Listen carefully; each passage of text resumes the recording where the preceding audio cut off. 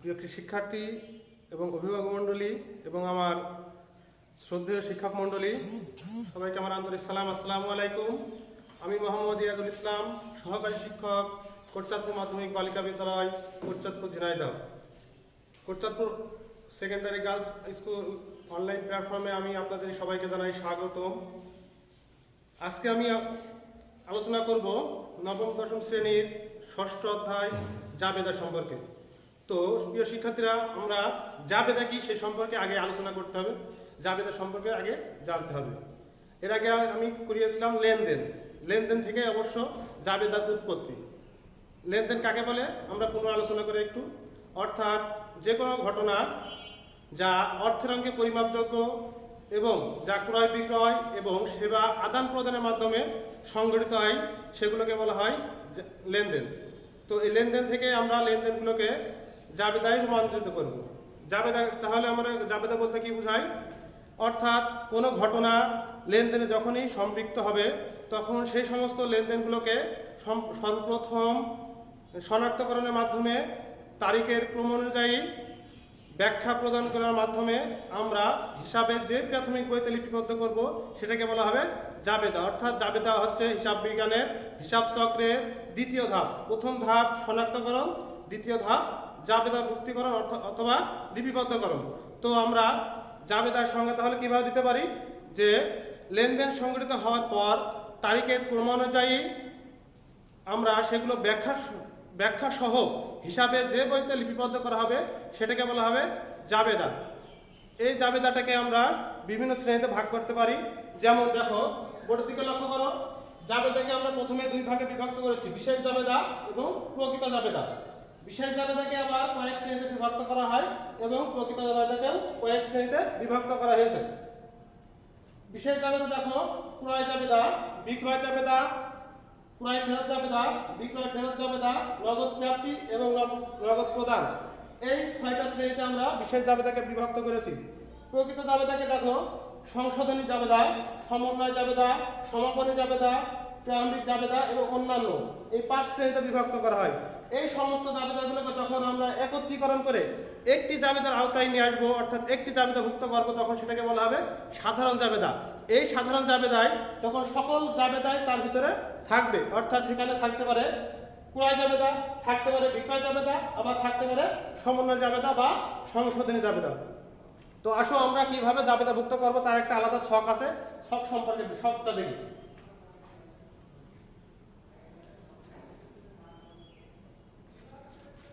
জাবেদার মূলত 5টা ঘর থাকে। একটা ছকে 5টা ঘর থাকে। ঘরটা দেখি।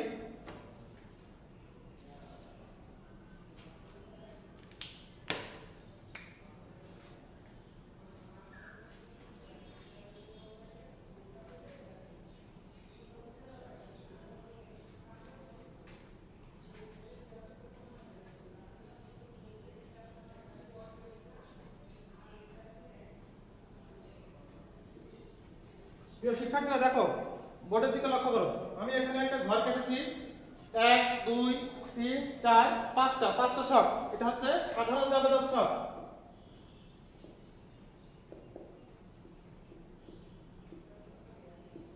আমরা কোনো লেনদেনকে যখন জাবেদাভুক্ত করব, তখন অবশ্যই উপরে প্রতিষ্ঠানের নাম লিখে রাখতে হবে এবং এখানে আমরা প্রথম করে লিখব তারিখ। যেহেতু বলেছি ক্রমানুযায়ী, অর্থাৎ তারিখের ধারাবাহিকতা রক্ষা করে এখানে লিখতে হয় তারিখ। দ্বিতীয় ধাপে লিখতে হয় বিবরণ অথবা হিসাবের নাম। তৃতীয় ঘরটা খতিয়ান পৃষ্ঠা। অর্থাৎ এই জাবেদাটা আমরা খতিয়ানের কোন পৃষ্ঠায় লিপিবদ্ধ করব, সেই পৃষ্ঠা নাম্বারটা এখানে উল্লেখ করতে হয় এবং খতিয়ানকে বলা হয় হিসাবের স্থায়ী বই, অর্থাৎ পাকা বই। এখানে আমরা সকল তথ্য পেয়ে যাব। তারপরে ঘর লিখতে হবে ডেবিট টাকা। 5 নম্বর ঘর ক্রেডিট টাকা। তো প্রিয় শিক্ষার্থীরা, জাবেদার ছক সম্পর্কে তোমাদের ধারণা নিশ্চয় হয়েছে। যে জাবেদা ছকে মোট ঘরের সংখ্যা থেকে 5টা। প্রথম ঘর তারিখ, দ্বিতীয় ঘর হিসাবের নাম অথবা বিবরণ, তৃতীয় ঘরে খতিয়ান পৃষ্ঠা, চতুর্থ ঘরে ডেবিট টাকা এবং পঞ্চম ঘরে ক্রেডিট টাকা। তো প্রিয় শিক্ষার্থীরা, আমরা তোমাদের পাঠ্য বইয়ের 71 নম্বর পৃষ্ঠায় একটা কাজ দেওয়া আছে। এই কাজটা আমরা একটু আজকে সবাই মিলে করার চেষ্টা করি। তো দেখো, প্রথমে দেওয়া আছে 2017 সালের এপ্রিল মাসে মেসার্স শচীন অ্যান্ড কোং এর লেনদেন নিম্নরূপ। অর্থাৎ এখানে 2017 সালের শচীন অ্যান্ড কোং এর একটা হিসাব দেওয়া আছে। আমরা এগুলো এখন জাবেদাভুক্ত করব। তো পর্যায়ক্রমে তোমরা খাতা কলম নিয়ে রেডি হয়ে যাও। দেখো, আমার সাথে কাজটা করো। প্রথমে তারিখের ঘরে লিখতে হয় সাল, অর্থাৎ 2017 সাল। তারপর লিখবা মাসটা আছে কি এপ্রিল।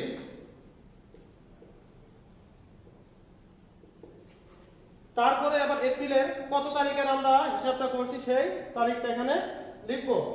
আমরা দেখি প্রথমে আছে 1 তারিখ, আমরা তারিখটা লিখি। তারপরে আমরা হিসাবটা পড়বো যে কি অবস্থায় আছে। দেখো, দেনাদার হতে চেক প্রাপ্তি 8,000 টাকা। এই দেনাদার কিভাবে সৃষ্টি হয়? নিশ্চয় ধারে বিক্রয়ের মাধ্যমে আমরা দেনাদার পাই এবং দেনাদারটা সম্পত্তি। আমরা বলেছি যে সম্পত্তি যদি বৃদ্ধি পায় তাহলে ডেবিট কমে গেলে ক্রেডিট। তাহলে দেনাদার আমাদের কাছে কি ছিল? সম্পত্তি। এখন পাচ্ছি কি? আমরা এখানে চেক পাচ্ছি। চেক পেলে সেটা নগদের স্বরূপ না লিখে আমরা লিখবো ব্যাংক হিসাব। কি লিখবো? ব্যাংক হিসাব। যেহেতু ব্যাংক হিসাব সম্পত্তি, যেহেতু একটা সম্পত্তি বৃদ্ধি পাচ্ছে, আমার আরেকটা সম্পত্তি কমে যাচ্ছে। দেখো, তাহলে আমরা লিখতে পারি কি? চেকের পরিবর্তে এখানে লিখবো ব্যাংক হিসাব।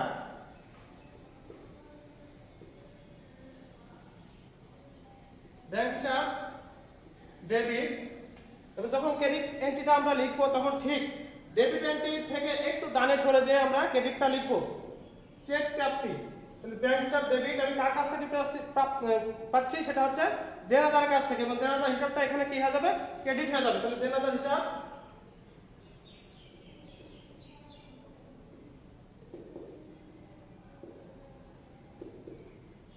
ক্রেডিট।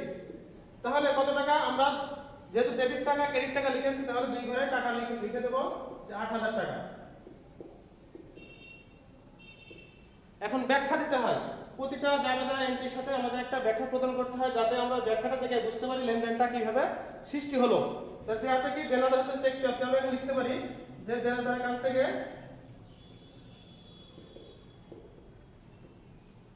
থেকে চেক প্রাপ্তি।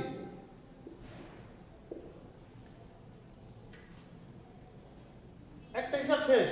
দ্বিতীয়টা দেখো, এপ্রিল 3 তারিখ মারুফের নিকট হতে ঋণ গ্রহণ করা। আসলে ঋণটা কি? সম্পদ না দায়? আয় না ব্যয়? হ্যাঁ, ঠিক বলেছো, ঋণটা হচ্ছে দায়। দায় সৃষ্টি হলে কি হয়? দায় বৃদ্ধি পেলে ক্রেডিট এবং দায় হ্রাস পেলে ডেবিট। যেহেতু ঋণ নিচ্ছি এবং তার সাথে কি নিচ্ছি? নগদ টাকা নিচ্ছি, তাহলে আমার প্রতিষ্ঠানে নগদ টাকা বেড়ে যাচ্ছে, অর্থাৎ সম্পত্তি বেড়ে যাচ্ছে। তাহলে আমরা লিখতে পারি যে 3 তারিখে নগদের হিসাব ডেবিট,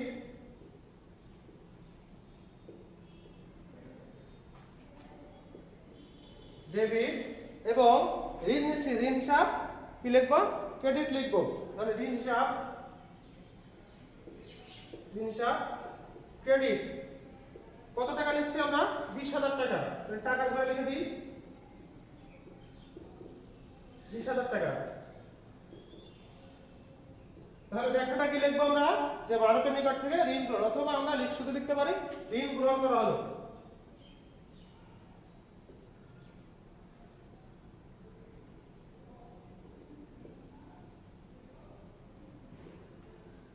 তাহলে সহজে বোঝা যাচ্ছে কি ঋণ গ্রহণের ফলে আমার নগদ টাকা বৃদ্ধি পেয়েছে এবং আমার দায়ের সৃষ্টি হয়েছে। তাহলে আমরা যেহেতু আরেকটা হিসাব করি, দেখি 5 তারিখে আন্তঃফেরত। আচ্ছা বন্ধুরা, তোমরা বলতে পারো আমি আন্তঃফেরত বলতে কি বোঝাই? আন্তঃফেরত কিভাবে সৃষ্টি হয়? আন্তঃফেরত সৃষ্টি হয় মূলত বিক্রয়ের মাধ্যমে। অর্থাৎ বিক্রয় করলে পণ্যটা বাইরে চলে যায় এবং আন্তঃফেরত, অর্থাৎ বিক্রয়ের ফেরতটা যখন আসে তখন ভিতরে আসে, যার কারণে এটাকে বলা হয়েছে আন্তঃফেরত, বা আমরা এটাকে বলতে পারি বিক্রয় ফেরতও বলতে পারি। যেহেতু এখানে লেখা আছে আন্তঃফেরত কত? 5,000 টাকা। বিক্রয় করলে কি হয়? ক্রেডিট। আর বিক্রয় ফেরত আসলে সেটা কি হবে? ডেবিট। তাহলে আমরা লিখবো 5 তারিখে বিক্রয় ফেরত অথবা অথবা আন্তঃফেরত হিসাব ডেবিট এবং এই কোনোটা কার কাছ থেকে ফেরত আসছে? বিক্রয় করলে দেনাদার সৃষ্টি হয় নাকি পাওনাদারের সৃষ্টি হয়? হ্যাঁ, নিশ্চয়ই দেনাদারের সৃষ্টি হয়। তাহলে আমরা বিক্রয়ের সাথে লিখবো কার হিসাব? দেনাদার হিসাব। দেনাদার হিসাব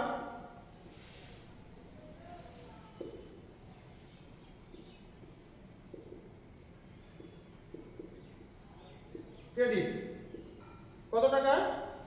500 টাকা।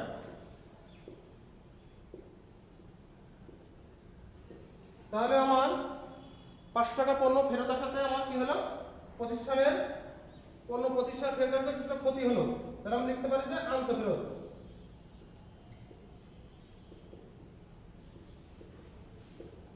ব্যাখ্যা করে লিখবো কি? আন্তঃফেরত। 8 নম্বর দেখো, পুরাতন আসবাবপত্র বিক্রয়।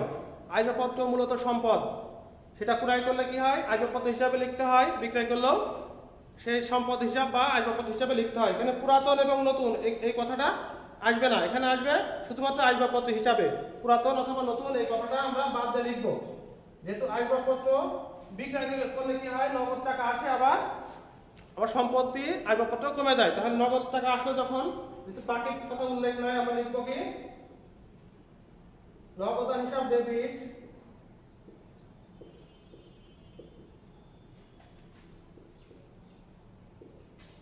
এবং কি লিখবো? আসবাবপত্র হিসাব ক্রেডিট।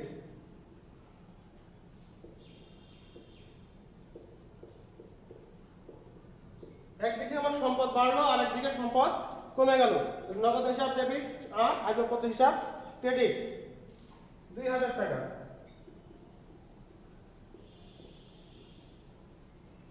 হ্যাঁ, আমরা ব্যাখ্যার ঘরে কি লিখতে পারি? যে আসবাবপত্র বিক্রয় করলে অথবা পুরাতন কথা লিখতে হয়, না লিখতে হয় পুরাতন আসবাবপত্র বিক্রয় করা হলো।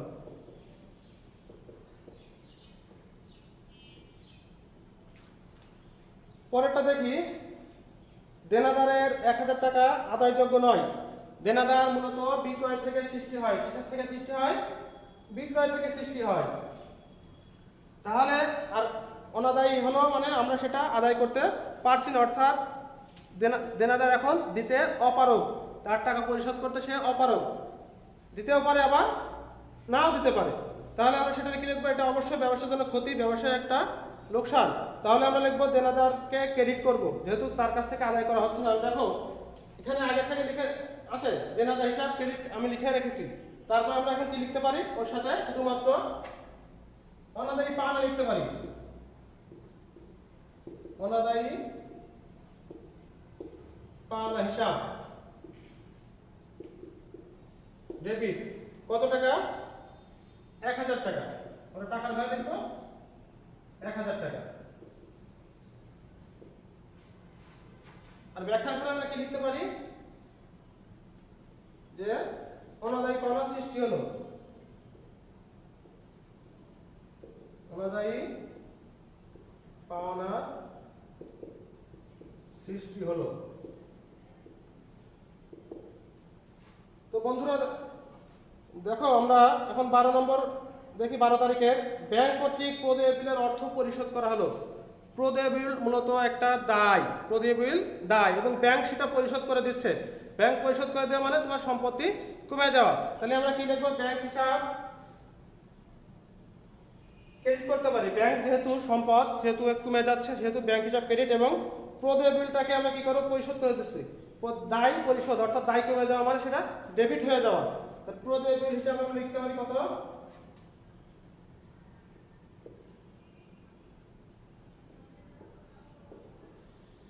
প্রদেয় বিল হিসাব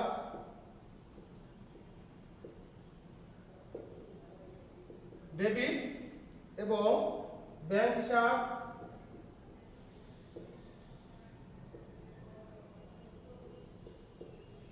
ক্রেডিট। কত টাকা পরিশোধ করছে ব্যাংক? 3000 টাকা। আমরা টাকার ঘরে লিখব 3000 টাকা।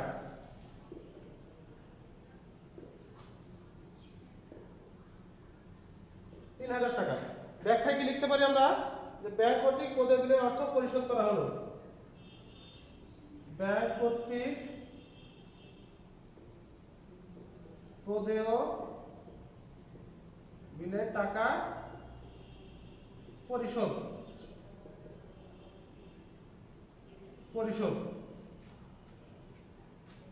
15 তারিখে লেখা আছে, দেখো, অফিসের জন্য চেয়ার ও টেবিল ক্রয়।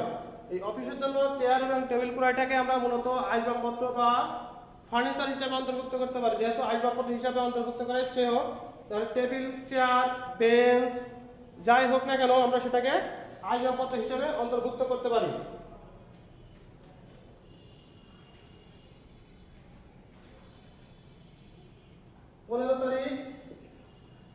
অফিসের জন্য চেয়ার ও টেবিল করে, তাহলে আমরা চেয়ার টেবিল না লিখে লিখব কি আসবাবপত্র হিসাব।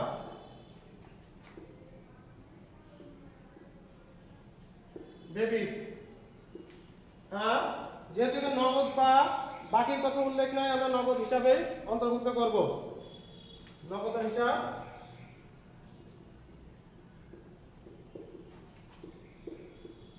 ক্রেডিট। টাকা কত? 7,000 টাকা।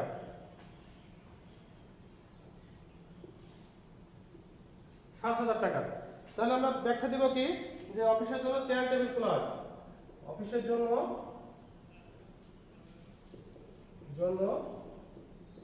চেয়ার টেবিল ক্রয়। 18 তারিখ আছে বিনিয়োগের সুদ আদায় করা হলো। আচ্ছা, বিনিয়োগটা মূলত সম্পদ হিসাবে অন্তর্ভুক্ত করা হয়। বিনিয়োগের সুদ যখন পাওয়া যায় সেটা আয়। বিনিয়োগের সুদটা হচ্ছে আয়, আর আয় বৃদ্ধি পাওয়া সেটা হচ্ছে ক্রেডিট। আমরা কি পাচ্ছি? বিনিয়োগের সুদ আদায় করছি, তাহলে কি নগদ টাকা পাচ্ছি?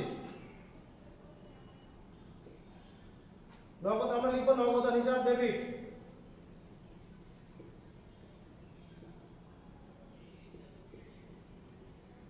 এবং বিনিয়োগের সুদ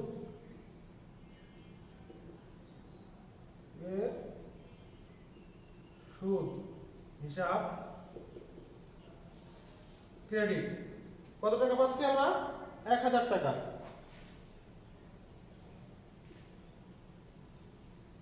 1,000 টাকা। আমরা ব্যাখ্যা কি লিখতে পারি যে বিনিয়োগের সুদ আদায় হলো।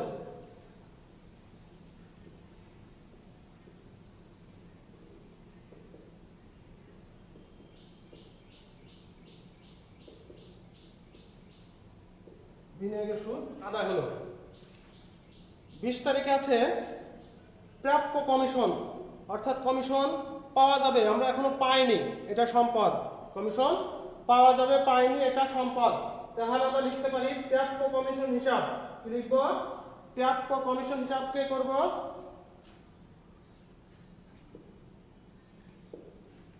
যেহেতু এটা সমন্বয় জাবেদা, যে সাধারণ অন্তর্ভুক্ত, আমরা লিখব প্রাপ্য কমিশন হিসাব ডেবিট। প্রাপ্য কমিশন হিসাব ডেবিট। এবং ক্রেডিট করব কি? পাওয়া যাবে কমিশন হিসাব ক্রেডিট। কমিশন হিসাবকে কি করব? ক্রেডিট করব। যেহেতু কমিশন হিসাব আয় এবং প্রাপ্য কমিশন আমার সম্পদ, তাহলে কমিশনকে ক্রেডিট করে প্রাপ্য কমিশনকে আমরা ডেবিট করলাম। কত টাকা? 600 টাকা।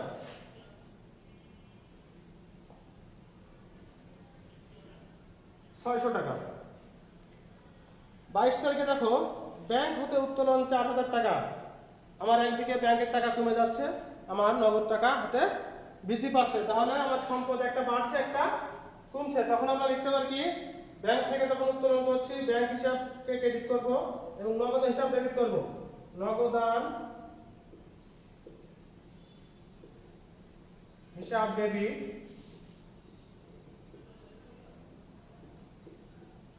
ব্যাংক হিসাব ক্রেডিট 4,000 টাকা। 4,000 টাকা। আমরা ব্যাখ্যা কি লিখতে পারি যে ব্যাংক থেকে নগদ টাকা উত্তোলন।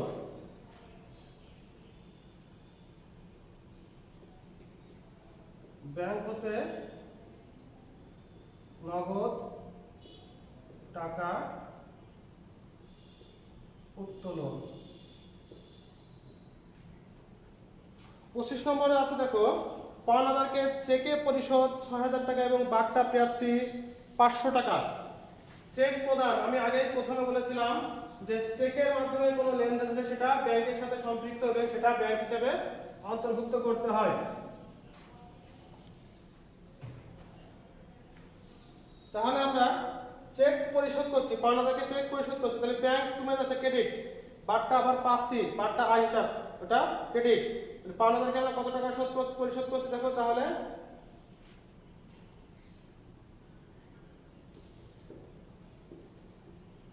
পাওনাদার হিসাব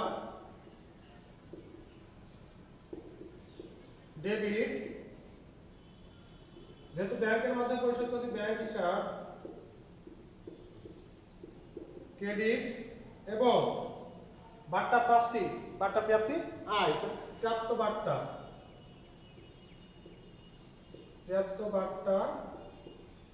হিসাব ক্রেডিট। তাহলে আমার ডেবিট হিসাবে একটা এবং ক্রেডিটের অন্তর্ভুক্ত হচ্ছে দুইটা। তাহলে আমরা ডেবিট ক্রেডিটের টাকাটা আগে বসিয়ে তারপর ডেবিটের টাকা বসাবো। ব্যাংকে কত টাকা পরিশোধ করছে 6500, এবং আমি বার্তা পাচ্ছি কত 500 টাকা। তাহলে পাওনাদারকে আমরা পাওনাদার হিসাবে অন্তর্ভুক্ত করবো কত 6500 আর 500 মোট 7000 টাকা। কিন্তু মূলত আমরা পাওনাদারকে দিয়েছি কত 6500 টাকা। তাহলে 500 টাকা আমরা ছাড় দিয়েছি, আমরা সেটা হচ্ছে আয়। আমরা এখানে লিখতে পারি যে পাওনাদারকে পরিশোধ করা হলো, পাওনাদারকে পরিশোধ করে বার্তা প্রাপ্তি। তাহলে একদিক থেকে আমার খরচ, অর্থাৎ পাওনাদার টাকা প্রদান করলাম, আমার সম্পদ কমে গেল। কিসের মাধ্যমে প্রদান করলাম? নগদের মাধ্যমে না, আমরা করেছি ব্যাংকের মাধ্যমে, চেকের মাধ্যমে। তাহলে আমরা সেটাকে ব্যাংক হিসেবে অন্তর্ভুক্ত করেছি, এবং পাওনাদারকে টাকা পরিশোধের সময় সে আমাকে একটা ছাড় দিয়েছে, সেটা কি বার্তা দিয়েছে, অর্থাৎ 500 টাকা আমাকে ছাড় দিয়েছে, আমাকে 500 টাকা কম পরিশোধ করতে হয়েছে, না হলে আমাকে তাকে 7000 টাকা পরিশোধ করতে হতো, কিন্তু তার হিসাবে আমরা 7000 টাকায় দেখাবো। দেখো সর্বশেষ 30 তারিখে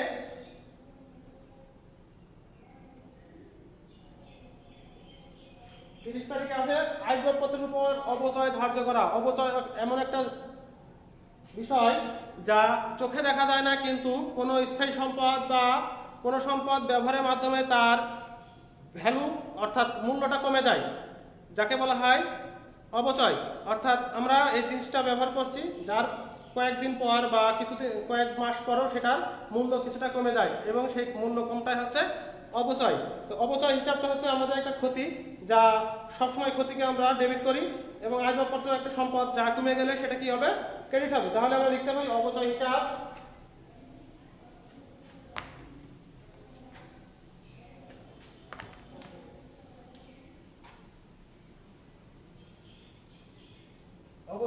ডেবিট, এবং আসবাবপত্র যেহেতু মূল্য কমে যাচ্ছে আসবাবপত্র হিসাব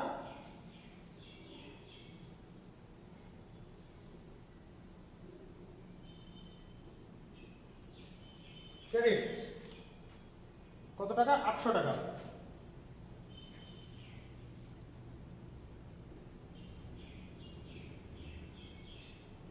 আমি ব্যাখ্যা কি লিখবো? যে আসবাবপত্রের উপর অবচয় ধার্য করা হলো।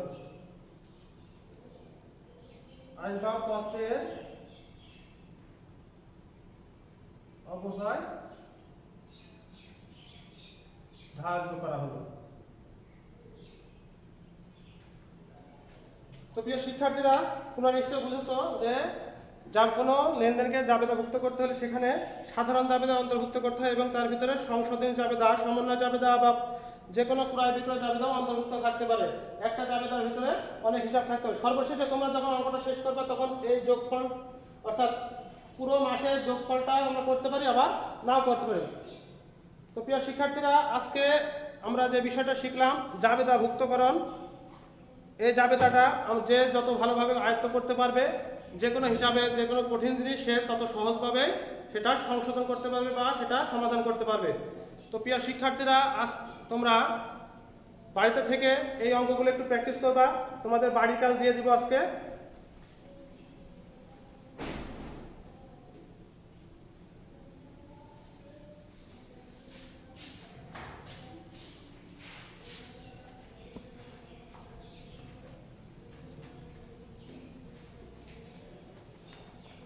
পৃষ্ঠা নম্বর বের করো।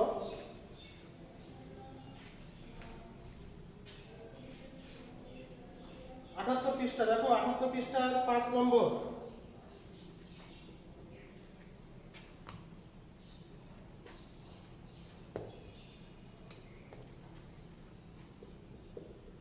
হোমওয়ার্ক করবা পৃষ্ঠা নম্বর 78,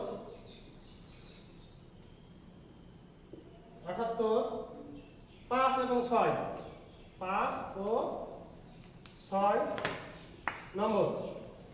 আশা করি তোমরা এই অঙ্কগুলো করতে পারবে এবং যদি কোনো সমস্যা হয় তাহলে নেক্সট ক্লাসে আমাদেরকে কমেন্টসের মাধ্যমে জানাবা।